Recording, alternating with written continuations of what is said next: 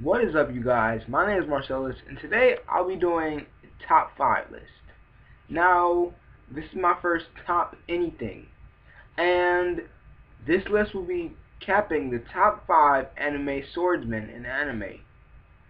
Now, I just want to say before I start, this is my opinion, and you can leave your comment below as to who you think are the top 5 anime swordsmen. So let's get this started. Number 5 is Future Trunks from Dragon Ball Z.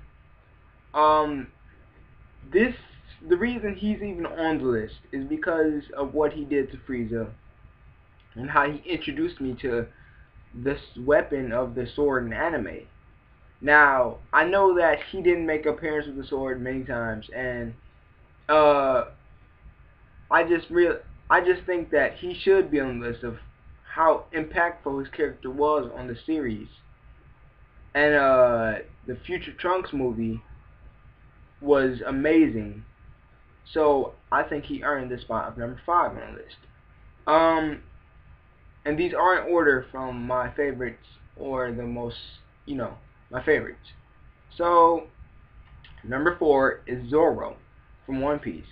Now, even though I have not consistently watched One Piece, I have seen battles where Zoro uses his sword online. And I've watched videos of Zoro, cutting that boat in half.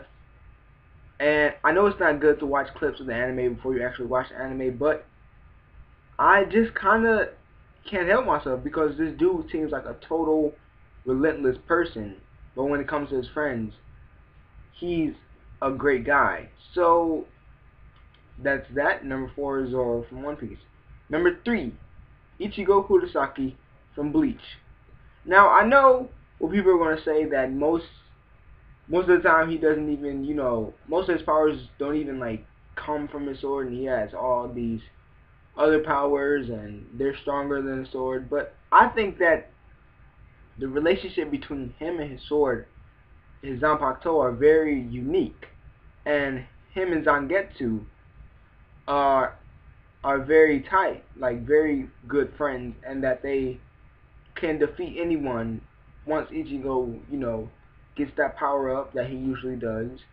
And we've seen this many a times. Even though his sword has been broken many times, his sword is always there with him, and it's nice seeing the evolution of him with the big old clunky sword until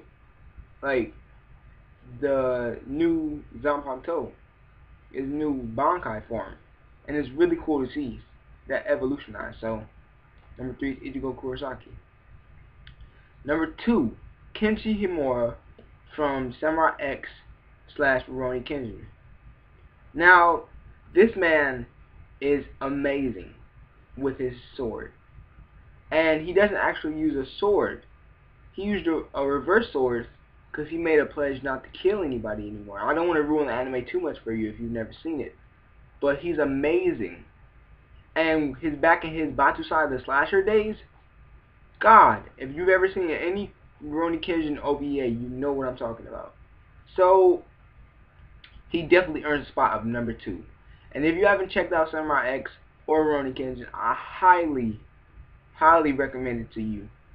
But yeah, number 1 is a tie between Genosuke Fujiki and Saigen Irako from Shiguri, anime that I had just finished.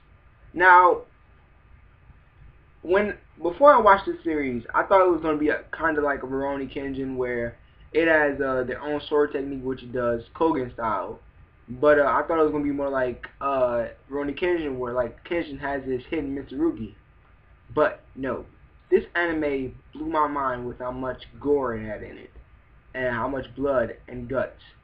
And it's amazing because I'm not usually attracted to those kind of animes, but this anime was above par.